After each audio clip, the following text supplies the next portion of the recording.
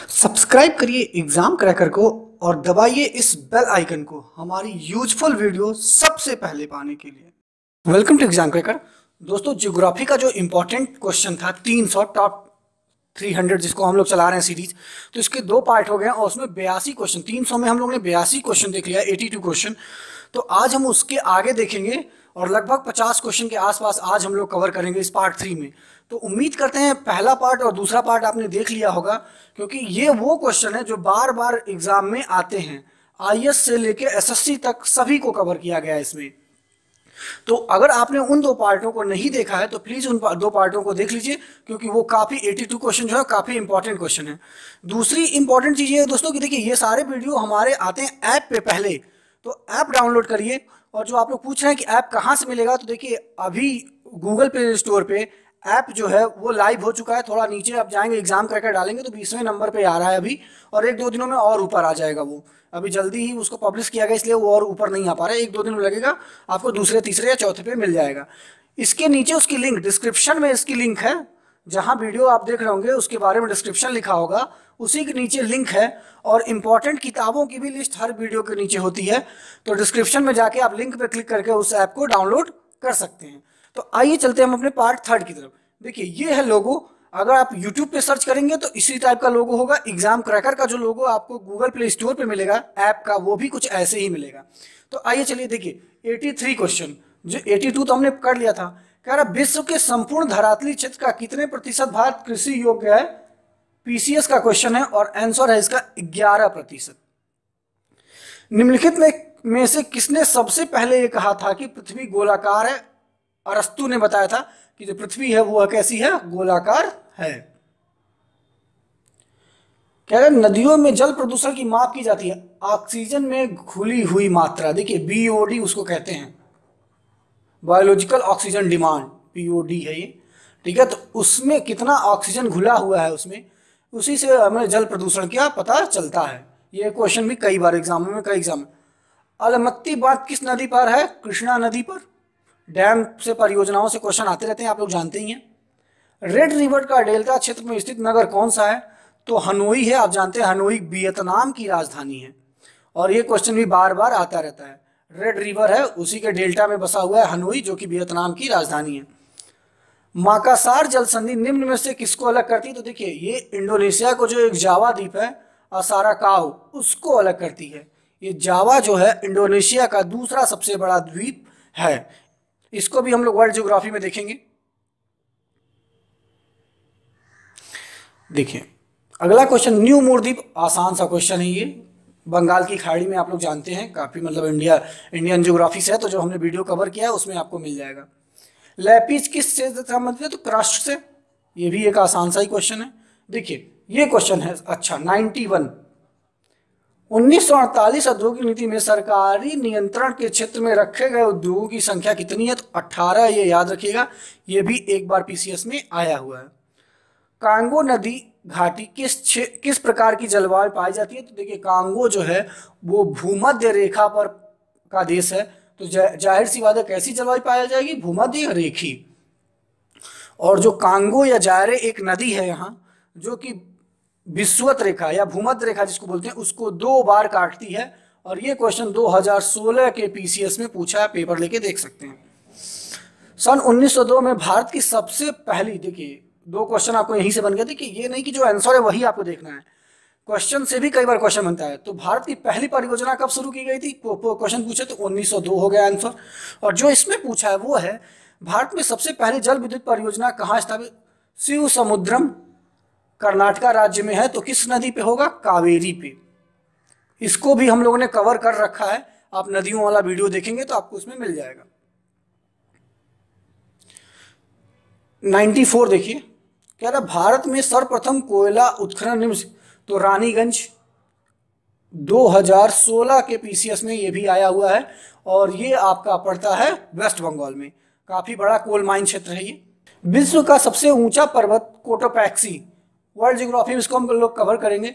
आप लोग याद रखिए ये इक्वेडोर में है, कि यहाँ है इक्वेडोर में है, और दक्षिण अमेरिका का एक देश है, वहाँ पड़ेगा इक्वेडोर, वहाँ आपको माउंट कोटोपैक्सी मिलेगा। ये ज्वालामुखी पर्वत है, जो हमने ज्वालामुखी का वीडियो बनाया है उसमें आपको माउंट कोटोपैक्सी मिल जाएगा। तो आप ज्योग्राफी की पूरी प्लेलिस्ट देखिए। अगर ऐप आप डाउनलोड करेंगे तो ज्योग्राफी पे जो ही क्लिक करेंगे आपको सारे वीडियो सिक्वेंसली मिल जाएंगे। उस ज्वालामुखी में मैंने इस चीज का जिक्र किया था, कोटोपैक्सी का। निम्न में से कौन सी स्थलाकृत ज्वालामुखी क्रिया से संबंधित नहीं है? पीछे भी ये क्वेश्चन आ चुका है, गेसर, और कई बार मैंने इस क्वेश्चन को डिस्कस किया है। नीली क्रांति निम्न में से किससे संबंधित है? तो मत्स्यन से, मछली पालन से है। आसान सा क्वेश्चन है ये। देखिए ये बहुत बार इंपॉर्टेंट क्वेश्चन है और कई एग्जामों में है। काली मिट्टी किस फसल के लिए? कपास के लिए है। ये भी मैंने बता दिया है आपको, नदियों वाले वीडियो में भी मैंने बताया, जो मिट्टी का वीडियो है उसमें भी ये चीज़ मैंने बताई हुई है। तो देखिए ऐप अगर डाउनलोड करते हैं तो उससे सबसे अच्छा फायदा क्या है? अगर उसमें ज्योग्राफी पे क्लिक करेंगे तो ज्योग्राफी के पूरे वीडियो आ जाएंगे, हिस्ट्री क्लिक करेंगे तो हिस्ट्री के पूरे वीडियो आ जाएंगे, पॉलिटी करेंगे तो पॉलिटी, मैथ करेंगे तो मैथ। तो ऐप का ये खासियत है कि अगर कोई भी एक क्लिक करेंगे तो उसमें जितने वीडियो हैं सब आसानी से आप देख सकते हैं। तो ऐप आप लोग डाउनलोड करिए, उसको एक अच्छी सी रेटिंग भी दीजिए और कमेंट करके बताइए कि हाँ आपने डाउनलोड किया या नहीं। चलिए 99 क्वेश्चन देखिए, कह रहा है निम्नलिखित में से कौन सी मिट्टी जैव पदार्थ से भरपूर होती है? तो इसका आंसर है आपकी काली मिट्टी। जैव पदार्थ से कौन सी मिट्टी भरपूर होती है? काली मिट्टी। ये भी हमने मिट्टियों में आपको कवर किया हुआ था। देखिए लगातार जो 3 क्वेश्चन है काली मिट्टी से, 4 क्वेश्चन, ये सभी पहले हो चुके हैं। मिट्टी वाला जो मैंने पढ़ाया था उसमें ये क्वेश्चन मैंने कवर किया था। किस मिट्टी का निर्माण बैसाल्ट चट्टानों के विघटन से होता है? तो काली मिट्टी मेन इसी से बनता ही है ये। किस मिट्टी को कृषि के लिए आवश्यक सिंचाई की बहुत कम जल की होती है? क्योंकि रूट फसल जो होती हैं ये पृथ्वी से ही नमी ले लेती हैं। अगला क्वेश्चन भी इसी से है। देखिए भारत में काली कपास मिट्टी का स्थानीय नाम क्या है? तो इसको आप जानिए। काली मिट्टी का एक और नाम है रेगुर मिट्टी। काली मिट्टी को और क्या कहते हैं? रेगुर मिट्टी। ये फीलिंग्स दी ब्लैंक वाला था इसलिए इसको आंसर यहाँ नहीं दिया गया था। देखिए ग्रेनाइट और नाइस की चट्टानों में किस प्रकार की मिट्टी पाई जाती है? तो रेड सॉइल होती है, लाल मिट्टी। देखिए ऐसे मिट्टियां पाई जाती हैं पर्वतीय क्षेत्रों में, और वो भी पर्वतीय क्षेत्रों के ढलानों पे। ऐसे मिट्टियों में हम बागवानी फसलें का प्रयोग करते हैं, जैसे कॉफी हो गया, आपका चाय हो गया। इसको देखिए आप ज्योग्राफी की प्लेलिस्ट खोलेंगे तो सारे क्वेश्चन हमने कवर कर रखे हैं ऑलरेडी, जो एग्जाम में आए हुए हैं। हालांकि उसमें थ्योरी के रूप में पढ़ाया गया, लेकिन यहाँ आपको क्वेश्चन के रूप में इसको बताया जा रहा है। देखिए किस मिट्टी में लोहे और एल्युमिनियम की ग्रंथियां पाई जाती है? तो लेटेराइट मिट्टी, अगेन आंसर इसका। निम्नलिखित किस मिट्टी के बारे में, ये मोस्ट इंपॉर्टेंट क्वेश्चन है, ये देखिए पीसीएस में आया हुआ है। निम्नलिखित में से किस मिट्टी के बारे में कहा जा सकता है कि इसकी जुताई स्वतः हो जाती है? तो वो आंसर होगा आपका काली मिट्टी। अब देखिए इसके बारे में ऐसा क्यों कहा जाता है कि ये मिट्टी अपने आप में ही, इसकी मिट्टी में कई दरारें पड़ जाती हैं, और दरारें पड़ने के बाद बीच में गैप हो जाता है और ऑटोमेटिक स्वतः ही ये टूट जाती हैं। तो ऐसा लगता है कि खेतों की जुताई हुई है। लेटेराइट मिट्टी का प्राधान्य होता है तो मालाबार तटीय प्रदेश, मैंने बताया आपको कि अगर ये भारत है, आप देखिए तो ये जो क्षेत्र आपको मिलेगा, ये मिलेगा मिट्टी का, लेटेराइट का, और मैप में जो हमने मिट्टी कवर किया उसमें आपको ये बड़े आसानी से मिल जाएगा। निम्नलिखित में से कौन सी मिट्टी सूख जाने पर ईंट जैसा कठोर एवं गीली होने पर दही की तरह लिपलिपाती हो जाती है? ये भी मैंने कवर किया था। लेटेराइट मिट्टी का ही ये गुण होता है, क्योंकि ये सीजनल वेदरिंग से बनते हैं। मतलब सीजन ऐसे परिवर्तन, गर्मी के बाद ठंडी, उसके बाद जाड़ा, इस तरह से अगर मौसम का क्रमिक परिवर्तन जिन प्रदेशों में होता है वहीं लेटेराइट मिट्टी पाई जाती है। निम्नलिखित में सिंधु नदी का उद्गम, तो ये भी जो मैंने अपनी नदियों वाला वीडियो उसमें आपको बताया कि 3 नदियां मानसरोवर झील से निकलती हैं। वो 3 नदियां देख लीजिए, यहाँ ऐसे बताया मैंने उसमें। ये मानसरोवर हो गया, तो यहाँ से ब्रह्मपुत्र, यहाँ से सिंधु और यहाँ से सतलज, ऐसी 3 नदियां मानसरोवर से ही निकलती हैं। आप ऐप डाउनलोड करके अगर उसको ज्योग्राफी का देखेंगे तो आपको पूरे वीडियो मिल जाएगा। देश के सर्वाधिक क्षेत्रफल किस प्रकार के वन पाए? तो उष्णात पतझड़ वन पाए जाते हैं। हमारा अक्षांशीय विस्तार के कारण हमें इसी प्रकार के वन मिलते हैं। देखिए 110 क्वेश्चन इंपॉर्टेंट है। भारत का सबसे बड़ा मूंगफली उत्पादक राज्य कौन सा है? तो मुझे लग रहा है इसका आंसर आपको खुद से देना चाहिए, क्योंकि बहुत पॉपुलर क्वेश्चन है, और इसका आंसर होगा गुजरात।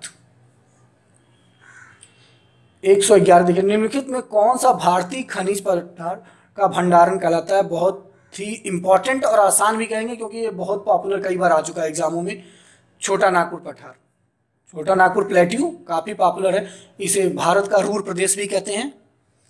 तंबाकू के उत्पादन में भारत का विश्व में कौन सा स्थान है, तो याद रखिए इंपॉर्टेंट क्वेश्चन है ये, और इसकी रैंकिंग कौन सी है, तीसरी है। भारत में अत्याधुनिक लौह इस्पात उद्योग का वास्तविक प्रोग्राम किस स्थान पर स्थापित कारखाने के साथ है, तो कुल्टी, ये भी एक इंपॉर्टेंट क्वेश्चन है, इसको याद रखिए। देखिए इसमें वो क्वेश्चन ही रखे गए हैं जो बार बार एग्जाम में आते हैं, कई बार एग्जाम में आए हैं, सिर्फ उन्हीं क्वेश्चनों को, मतलब मोस्ट इंपॉर्टेंट सीरीज आप इसको कह सकते हैं, इसीलिए इसको नाम ही हम लोग देते हैं महत्वपूर्ण प्रश्न। भारत में सीमेंट उत्पादन में अग्रणी राज्य कौन सा है, तो वो है राजस्थान। 115 देखिए, स्वतंत्रता से पूर्व कौन सा भारतीय क्षेत्र काला पानी के नाम, जैसे आप सुनते होंगे काला पानी की सजा होगी, तो वो है अंडमान और निकोबार द्वीप समूह को काला पानी की सजा बोलते थे, क्योंकि द्वीप पे ले जाके छोड़ देते थे तो चारों तरफ से आपको पानी ही पानी मिलता था। 116 नंबर देखिए, कह रहा निम्नलिखित में कौन सा हैदराबाद का जुड़वा नगर है, तो वो है आपका सिकंदराबाद। हैदराबाद और सिकंदराबाद को जुड़वा नगर बोलते हैं। चलिए 117 देखते हैं।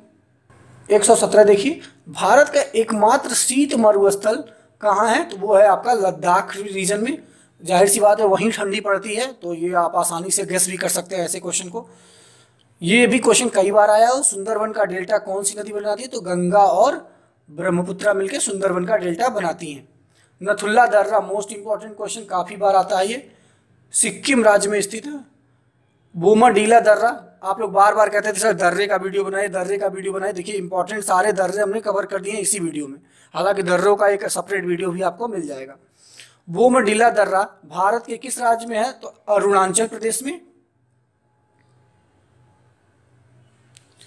गंगा और ब्रह्मपुत्रा का उद्गम क्रमशः किम, तो गंगा का उत्तराखंड में होता है, आप जानते हैं गंगोत्री से, और ब्रह्मपुत्रा का मैंने बताया मानसरोवर झील तिब्बत में। 122 देखिए, निम्नलिखित नदियों में से किसका उद्गम भारतीय क्षेत्र में नहीं है। कई बार ये क्वेश्चन आता है, ब्रह्मपुत्रा नदी और सिंधु और सतलज, ये तीनों का जो उद्गम है वो मानसरोवर में है, तिब्बत में। तो ये याद रखिए, नदियों वाले में इसको भी कवर किया गया है। एक बार आप उसको जरूर देखें क्योंकि वो पॉपुलर वीडियो भी है यूट्यूब पे नदियों का, तो उसको जरूर देखें। अगर वो ऐप डाउनलोड करेंगे आपको तो ज्योग्राफी में मिल जाएगा बड़े आसानी से। जोजिला दर्रा किस राज्य में स्थित है, तो जम्मू और कश्मीर। ये भी पीसीएस में इस बार 2016 में आया हुआ था। 124 तिब्बत में बहने वाली सांगपो, ये ब्रह्मपुत्रा नदी को ही तिब्बत में क्या कहते थे, सांगपो। निम्नलिखित में से किससे होकर भारत में प्रवेश करती है, तो अरुणाचल के दीपू दर्रे से होते हुए। देखिए इसमें डिटेल में बता दे रहा हूं कि कहां से मुड़ जाती है, दीपू दर्रे से मुड़ जाती है। देखिए सिंधु नदी की लंबाई उतनी है जितनी की ब्रह्मपुत्रा है, लगभग दोनों की बराबर, और कितनी है, 2900 किलोमीटर, 2900 किलोमीटर। अगला क्वेश्चन है, निम्नलिखित में से कौन सा दर्रा हिमाचल प्रदेश में स्थित, तो जैलेप्सा, और ये भी कई बार एग्जामों में आया हुआ है। देखिए दर्रों का एक सेपरेट वीडियो और ट्रिक के साथ में आपको दे दूंगा, हालांकि जो इंपॉर्टेंट है इसमें कवर किया गया है। तो बुर्जिल जो और जोजिला जम्मू कश्मीर में कई बार आया हुआ और इंपॉर्टेंट भी है, 2016 के पीसीएस में आया हुआ है, एक बार आप चेक कर लीजिए।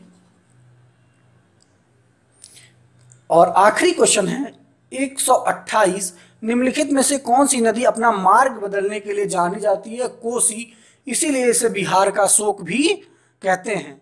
ये अपना मार्ग बदल लेती है जिससे कि बाढ़ आ जाती है, और ये बिहार के शोक के नाम से प्रसिद्ध है। तो देखिए 300 क्वेश्चनों में 128 क्वेश्चन हमने कंप्लीट कर दिया।